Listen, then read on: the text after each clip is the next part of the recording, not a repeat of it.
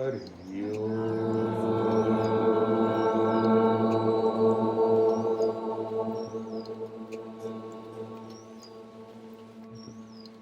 wanted to ask you rather to talk about the need to observe our energy and maybe guarding our energy. Because I had a situation where I was in a good space and then I was in a restaurant and people talk and then you get involved in a conversation and then afterwards I felt that space that I was in before was gone. Because I got too engaged in the conversation and on some other things. So I just wanted to, if you could talk about it.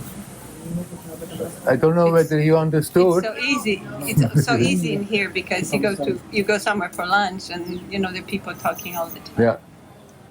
Whether I can say something about guarding our energy, well, even if she's in a good space and then she goes out and talks to people or goes for lunch, then it seems to be gone. Yeah.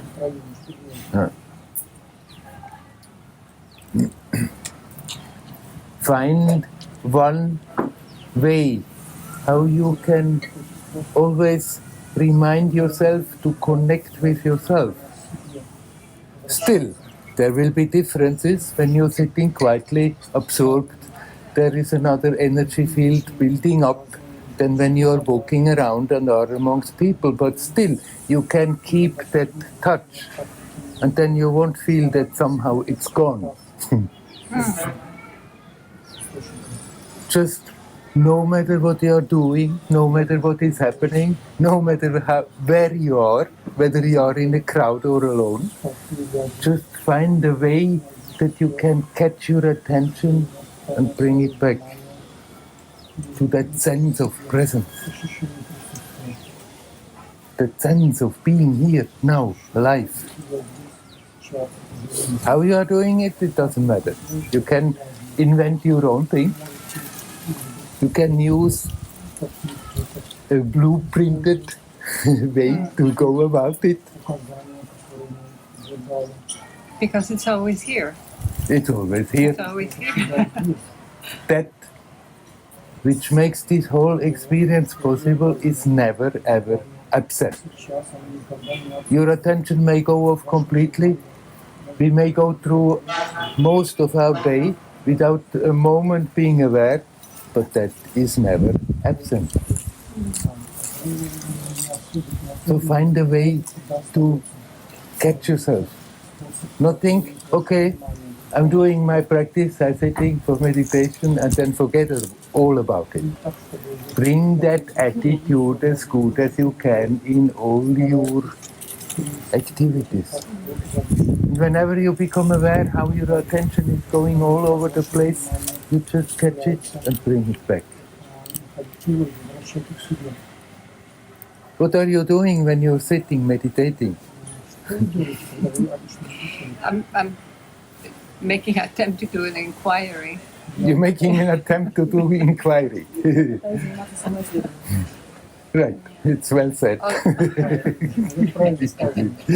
Although I just lately I've been switching more to breathing because it helps me to get a little grounded, I feel. Right. Then when you become aware how sort of you feel estranged, then you ask, who is feeling estranged? I.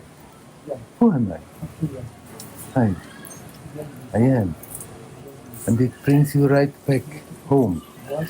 That's what the question is for. It's not a question that you ask and finally you get an answer. There is not an answer to that question. It's just a way to catch the attention and bring it back to your own awareness, to that sense of presence that you feel all the time whenever you say I. Without thinking about the story, about your name, about what has happened, but simply you say I, immediately you feel that something that's so totally familiar just use that inquiry. But you said you combine it with the breath. You can very well do that. Just breathe in, breathe out, relax. And you're right here. What we are looking for is always here. It's already present. It's not something to be achieved. It's that by which you can think and feel and act. Without that, absolutely no experience is there. So it's not really a journey, a long journey, and finally somewhere out there we're reaching a goal. It's a journey to bring the attention home, to that which is.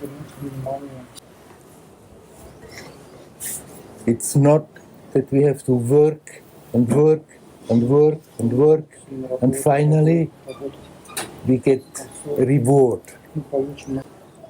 The work we have to do is to become aware how much work we are doing all the time to prevent us from being aware what is.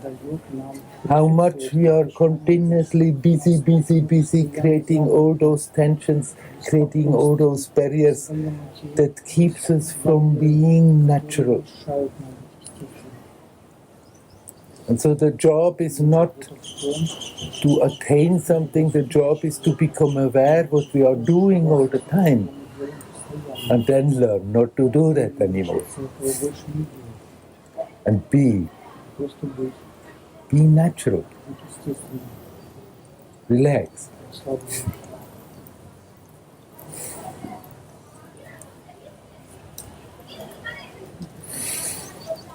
Yes?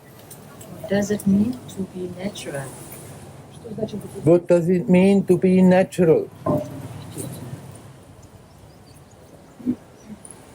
To not indulge in all the worries that are connected to that idea we have about ourselves. To simply be at ease, at peace. Every moment new. In touch with that spark of life, with consciousness, here, now. To be not absorbed in ideas about the past, about the future, but to be aware, here, now, and be relaxed in it.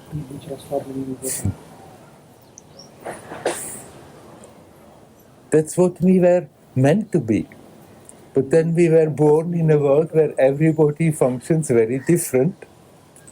And invariably we join the current and do it also like that. Being told you should be like this and you should be like that, and that, what is this sincerity of life and what you have to achieve, and then start to worry and worry and worry, missing out completely on that beauty of simple existence, here, now. And once it's in place, it's so strong, the habit, that it seems to be a big job to undo that again. You just have to learn to let that go. And there you are, naturally.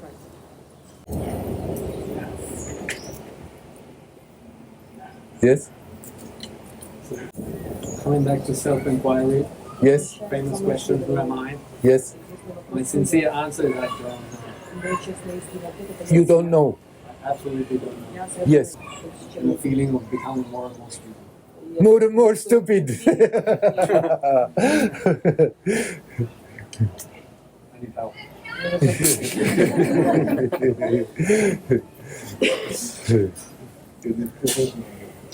But you're perfectly right.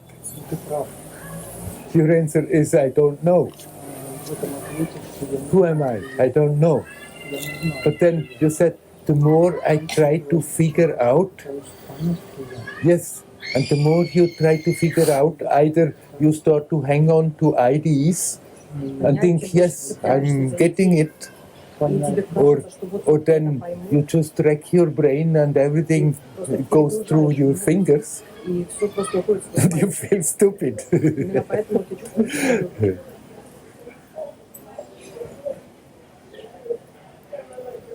It's not an intellectual question. Это не интеллектуальный вопрос, It's not a question that you finally find an answer. на который вы в конце концов It's найдете not a ответ. question that you can ask Вопрос, который and можно ask задать, and ask, и еще раз задать, and задать eventually еще раз, и потом в конце you концов get it. понять. It's just a means to catch your attention, to bring it back to that source. And then it stops being a question. It rather turns in simply that sense, I am. Просто возвращайтесь к этому ощущению «я есть». And you say, there is less and less. When I try to figure it out, nothing remains. And you're perfectly right. It's not nothing, but it's not a thing. You're not nothing. You're everything. You're also nothing. You're not a thing. You're that which is prior. You're that which makes the experience possible. It's not something that you eventually understand. It's not something that somebody can tell you. No teacher can tell you what you are. No teacher has ever told the truth. That which is cannot be put in words. All the teaching is just a pointer in the right direction. But if you say, I, and not hanging on intellectually on who am I, but if you say I, there is that familiar sense of presence. Immediately you're touching that. So don't try to figure too much out what you are or who you are. You can use the question, but if the question starts to feel sort of uncomfortable, you simply switch to that sense, I am. I am. And relax. And stay with that sense of presence. That's as far as you can do something about it. But if you stay with that, with all the time building up ideas and ideas and ideas about yourself and the world and all that should happen and should not happen, then the experience of that will start to blossom all by itself, effortlessly, unique and beautiful. We cannot do that. But we can do a lot to prevent it. And our job is to learn not more to prevent it all the time. It's not that we finally figure out who we are. You are what you are. You are that source of beauty and creativity and being alive and conscious. And yet you cannot put a finger on it. You cannot define it and say, now I understand. The English word is very good. As long as you are understanding, you are standing under. And you have to come back to the center of it. That which makes everything possible.